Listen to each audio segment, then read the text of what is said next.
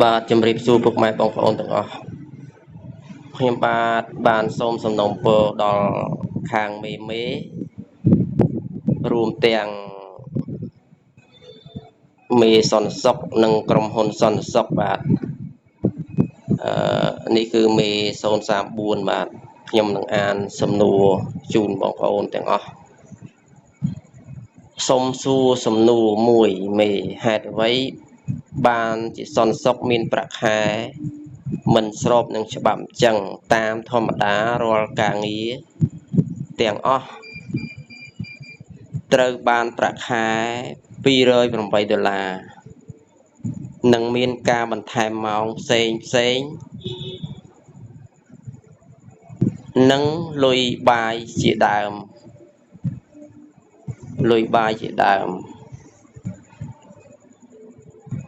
ប៉ុន្តែ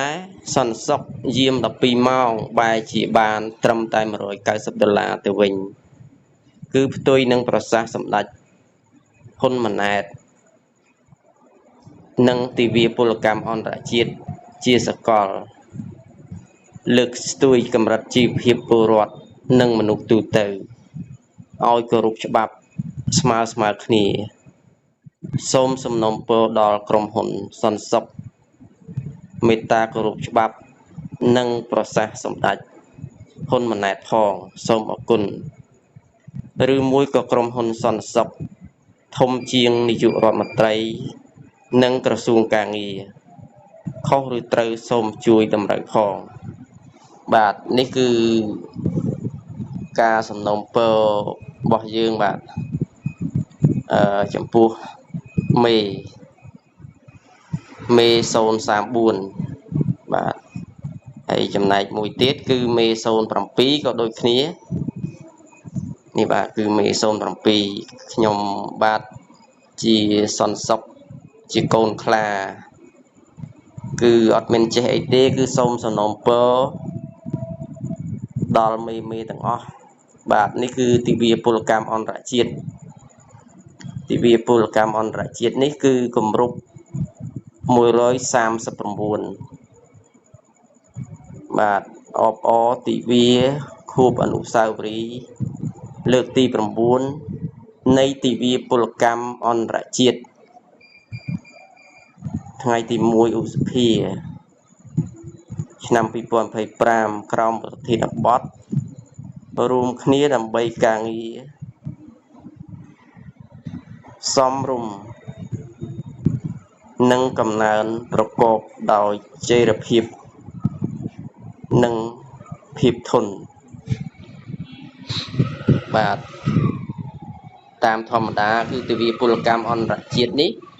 គឺជាសកលមនុស្សគឺត្រូវតែបានប្រាក់ខែស្មើគ្នាមិនថាសន្តិសុខមិនថាកម្មកររោងចក្រមិនថាអ្នកបម្រើតាមផ្ទះមិនថាអ្នកចាក់សាំងគឺយើងរួមគ្នាអបអរសាទរទិវាពលកម្មអន្តរជាតិទិវាពលកម្មអន្តរជាតិហ្នឹងគឺការតស៊ូមតិដើម្បីរស់រានមានជីវិតជាសកលនិងមានសេចក្តីថ្លៃថ្នូរមនុស្សទូទៅប៉ុន្តែវិច័យដន់ក្រុមហ៊ុនមួយចំនួនគឺមិនគោរពបាទដូចជាក្រុមហ៊ុនសន្តិសុខក្រុមហ៊ុនចាក់សាំងក្រុមហ៊ុនអ្នកបម្រើតាមផ្ទះបាទខ្ញុំសូមសំណូមពរនេះគឺមិនមែនដើម្បីតែសន្តិសុខទេគឺទាំងទូទាំងអស់ទាំងក្រុមហ៊ុនសន្តិសុខទាំងក្រុមហ៊ុនចាក់សាំងនិងអ្នកបម្រើតាមផ្ទះបាទដើម្បីលើកស្ទួយជីវភាពពលរដ្ឋឲ្យបានកម្រិតសមរម្យបាទចំណែកកម្មកររោងចក្រកន្លែងខ្លះគឺបានសមរម្យបាទដូចជារោងចក្របាទខ្ញុំឆែកមើលសិននេះបាទរោងចក្រ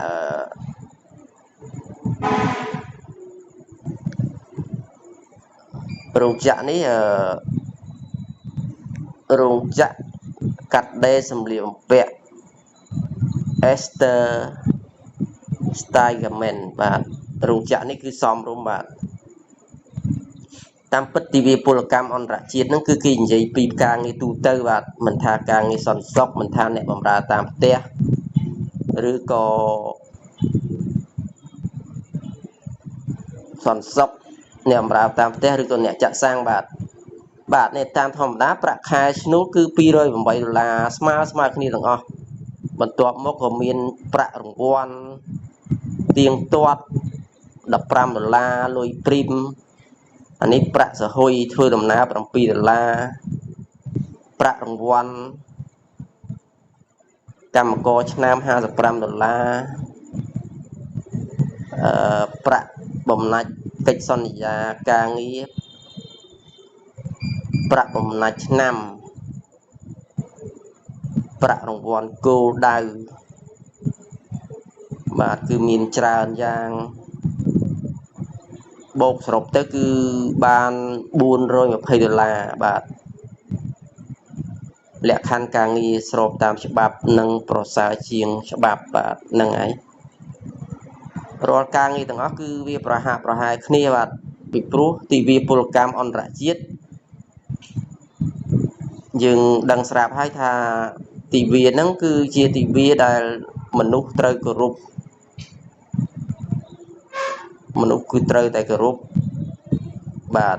ទិវាពលកម្មអន្តរជាតិហ្នឹងបាទ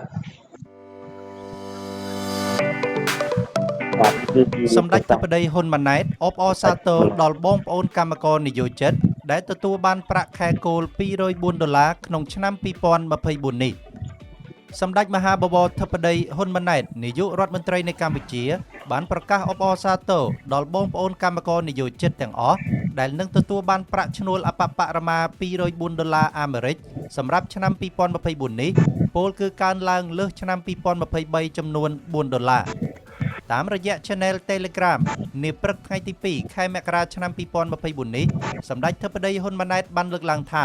អបអរសាទរចាប់ពីខែមករាឆ្នាំ2024នេះតទៅបងប្អូនកម្មករនិយោជិតក្នុងវិស័យវាយនភ័ណ្ឌកាត់ដេរផលិតស្បែកជើងនិងផលិតផលធ្វើដំណើរនឹងទទួលបានប្រាក់ឈ្នួលអបបរមា$204ក្នុងមួយខែគឺកើនឡើងជាងឆ្នាំ2023ចំនួន$4អាមេរិកគួរបញ្ជាក់ថាចាប់ពីខែមករាឆ្នាំ2024នេះតទៅកម្មករនិយោជិតរោងចក្រផ្នែកវាយនភ័ណ្ឌកាត់ដេរផលិតស្បែកជើងនិងផលិតផលធ្វើដំណើរនឹងកាបូបនឹងទទួលបានប្រាក់ឈ្នួលអបបរមាថ្មីចំនួន$204ក្នុងមួយខែខណៈប្រាក់ឈ្នួលកាលពីឆ្នាំ2023កន្លងទៅទទួលបានត្រឹមតែ$200អ្វីដែលគួរឲ្យកត់សម្គាល់ប្រាក់ឈ្នួលអបបរមាចំនួន$204នេះ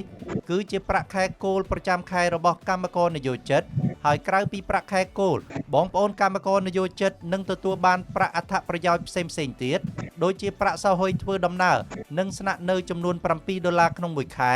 ប្រាក់រង្វាន់ធ្វើការទៀងទាត់ចំនួន$10ក្នុងមួយខែប្រាក់ថ្លៃបាយសម្រាប់ការធ្វើការងារបន្ថែមម៉ោងដោយស្ម័គ្រចិត្តចំនួន$2000ក្នុងមួយម៉ោងឬការទទួលបានបាយមួយពេលដោយឥតគិតថ្លៃ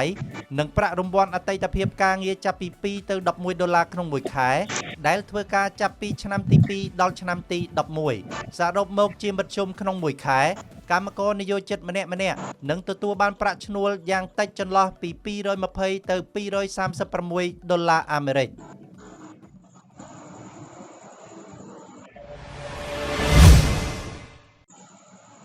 បាទនេះហើយគឺជាព័ត៌មានដែលបងប្អូនត្រូវយល់បាទហ្នឹងហើយខ្ញុំសូមសំណូមពរនេះគឺមិនហួសពីលក្ខខណ្ឌនៃការងារទេបាទទិវាពលកម្មការងារគឺយើងត្រូវស្មើគ្នាចំពោះច្បាប់ការងារចាក់សាំងការងារសន្តិសុខការងារបម្រើតាមផ្ទះបាទគឺទិវាពលកម្មអន្តរជាតិបានន័យថារាជរដ្ឋាភិបាលយើងខំប្រឹងណាស់ដើម្បីជួយឲ្យពលរដ្ឋទូទៅដែលមានការងារធ្វើហ្នឹងគឺបានប្រាក់បំណាច់ប្រហាក់ប្រហែលគ្នានឹងស្មើគ្នាពាក្យថាច្បាប់គឺមនុស្សត្រូវតែគោរពស្មើគ្នាបាទខ្ញុំអត់មានអីច្រើនទេគឺគ្រាន់តែសូមសំណូមពរដល់ក្រុមហ៊ុនទាំងអស់ក្រុមហ៊ុនសន្តិសុខក្រុមហ៊ុនចាក់សាំងនិងក្រុមហ៊ុនបម្រើតាមផ្ទះ គឺត្រូវតែគោរពទិវាពលកម្មអន្តរជាតិទៅគឺបានហើយដើម្បីឲ្យលើកស្ទួយប្រជាពលរដ្ឋឲ្យបានជីវភាពសមរម្យ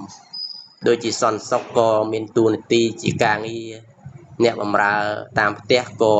មានតួនាទីជាការងារអ្នកកម្មកររោងចក្រក៏មានតួនាទីជាការងារអ្នកចាក់សាំងក៏មានតួនាទីជាការងារហេតុដូច្នេះគឺត្រូវតែបានប្រាក់បំណាច់ប្រហាក់ប្រហែលគ្នានិងស្មើគ្នាព្រោះច្បាប់ការអនុវត្តច្បាប់គឺត្រូវតែស្មើគ្នាបាទខ្ញុំបាទគឺអត់មានចេះច្បាប់អីទេគឺមានតែការសូមសំណូមពរនិងសំណូមពរដល់ខាងក្រសួងការងារឬក៏ខាងសម្ដេចបវរធិបតីហ៊ុនម៉ាណែតសូមឲ្យជួយដល់សន្តិសុខនិងអ្នកចាក់សាំងនិងអ្នកបម្រើតាមផ្ទះឲ្យគោរពច្បាប់ការងារទាំងអស់នឹងឲ្យបានស្មើគ្នាពីព្រោះសុទ្ធតែជាការងារតែមួយនៅក្រោមច្បាប់ទិវាពលកម្មអន្តរជាតិតែមួយបាទខ្ញុំសូមសំណូមពរតែប៉ុណ្ណឹងនិងសូមថ្លែងអំណរគុណដល់រាជរដ្ឋាភិបាលនិងក្រសួងពាក់ព័ន្ធទាំងអស់សូមឲ្យមានសេចក្តីសុខក្តីចម្រើននិងការអភិវឌ្ឍប្រទេសជាតិរីកចម្រើនបាទនឹងមានសុខដុមរមនាប្រទេសជាតិរីកចម្រើនអភិវឌ្ឍទៅមុខអភិវឌ្ឍពលរដ្ឋឲ្យបានជីវភាពសមរម្យបាទសូមអរគុណសូមជម្រាបលា